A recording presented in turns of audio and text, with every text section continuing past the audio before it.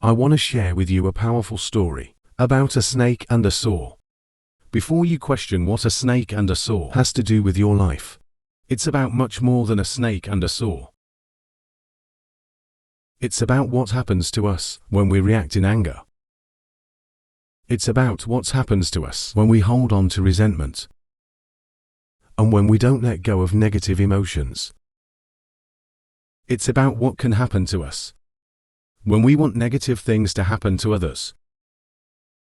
So the story is this. One night after closing time, a snake found its way inside a home improvement store. As a snake slid around, it clipped itself on a hand saw that was lying in the ground. Thinking that song was a threat, the snake instantly snapped around and bit the saw.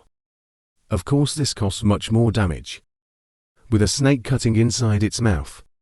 Not understanding what was happening, and thinking that saw was an enemy, the snake wrapped its long body around the saw and attempting to suffocate it. Of course, that snake didn't do any damage to the saw. Instead, the snake ended up being killed by a sharp blade of the saw.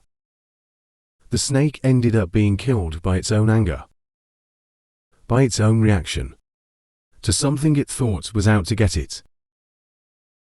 There is a powerful message here.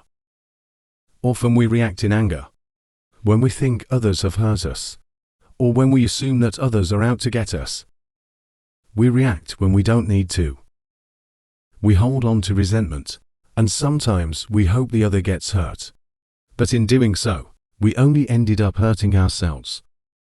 The negative energy we carry around when we hold on to these resentments and negative feelings only makes us suffer, never the person we might want to suffer.